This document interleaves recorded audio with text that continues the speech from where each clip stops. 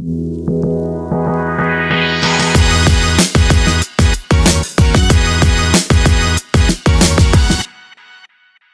I'm Dr. Alvarez with Endobariatric.com and welcome to another episode of our FAQ section. And today we will be talking about this. We're going to be talking about how a laparoscopic surgery is done or made with the help of this equipment.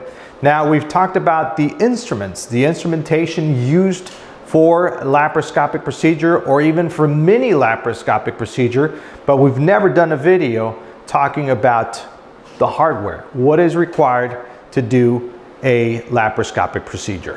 All right, so as you know, our hospital, the whole hospital is designed around one procedure only, which is the gastric sleeve. This is what we do every single day, several times a day. And the whole hospital designed that way has two operating rooms exactly the same as a mirror. So what you're seeing here, we have an operating room number 2 and then number 3. Although 1 and 2 are exactly the same, just mirrored. All right, so this is, as you can see, everything's hanging from the ceiling. So this is what we call endoscopic suite or laparoscopic suite, where everything hangs from the ceiling, and when the patient is in the bed, everything goes toward the patient. So we're able to move this thing around the whole operating room, and we have it here for you to be able to display. And pretty much what we have here is we have 2 high definition monitors, one here, one on the other side. We have the camera system. We have, this is the ligature. This is what seals the vessels. We have the insufflator. So a lot of you guys are interested in on the gas. You know, what is it true you balloon my tummy up with gas? Yes, we have to on every type of procedure that is laparoscopic. It could be an appendectomy, it could be a gallbladder surgery, it could be hernia surgery. Whatever type of surgery that involves laparoscopic procedure involves an insufflator.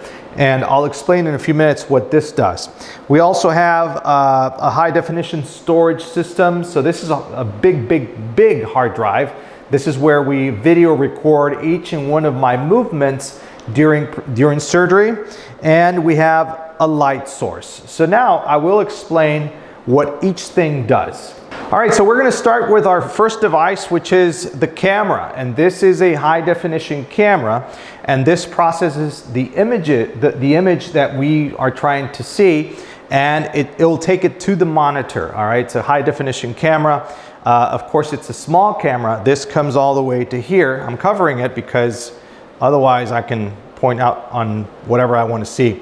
It'll be out of focus because what we're missing is the lens. This is the lens that is used in laparoscopic surgery. Now you can see a clear image of it.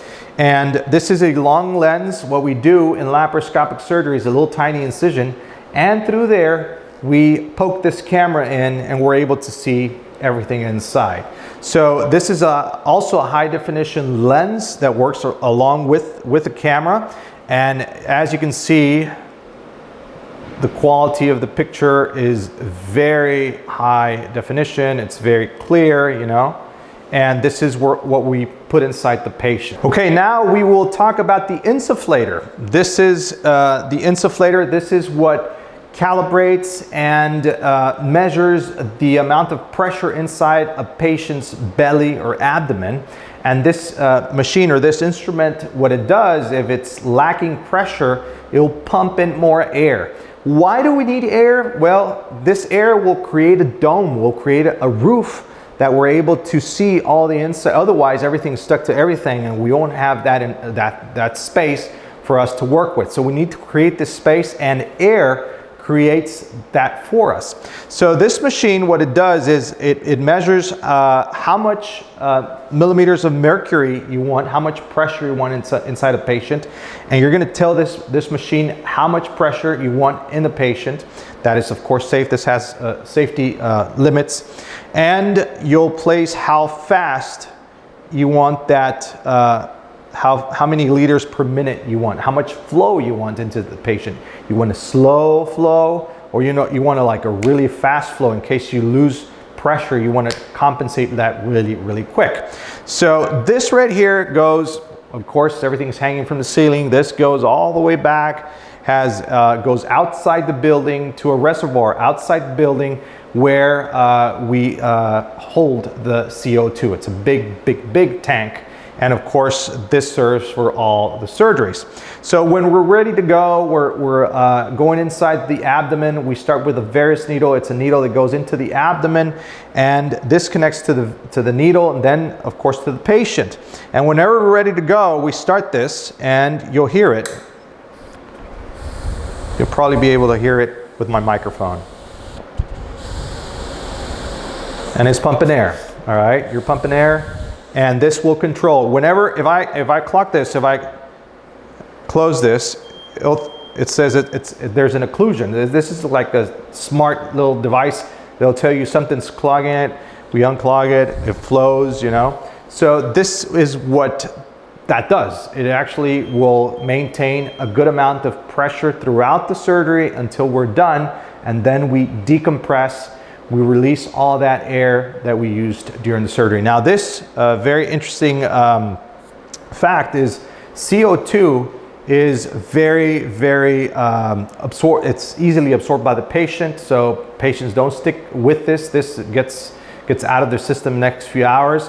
It is non-toxic unless the anesthesiologist is measuring the CO2 in the patient's body, but for a 25-30 minute surgery, zero toxic. And also, back in the old days, they wanted to know with what type of gas would be ideal. They came up with CO2, but in the first place, they tried oxygen. Oxygen is very flammable. It's explosive, so oxygen was out of the question. Regular air, out of the question. And CO2 is the world standard. That's what we use. All right, now we're going to talk briefly about this right here, and this is an information management system. In other words, it's a hard drive, all right? So what this does, this records the name of the patient, records the surgery of the patient, and this thing, I believe, has, right now, it has over 1,000 surgeries recorded, so it's a very high capacity hard drive. And it does record digitally, of course, and it records in high definition as well. All right, our last device is the light source. And nowadays, we simply cannot achieve a laparoscopic procedure without proper light source. If we don't see, if there's no light, it's like walking into the dark. It's a dark room. The abdomen is a dark room. We can't see anything unless we turn on the lights. And this is what this does. So this is a light source. Nowadays, they're LED. Back in the old days, when I started laparoscopic surgery, these were halogen bulbs, and these would get hot. All right, so nowadays, they're LED, and I'll turn it on.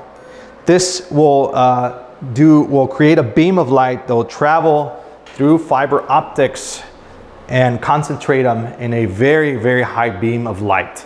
So what do we do with this? Well, we put it inside. We attach it actually to the lens, and that way I'll show you how the monitor, how you see my hand without the light source. Now let's connect the light source and check out the difference. Check out the true colors. So this is what creates the correct atmosphere. Now, again, back in the old days, the light would come from halogen, a halogen bulb inside the light source.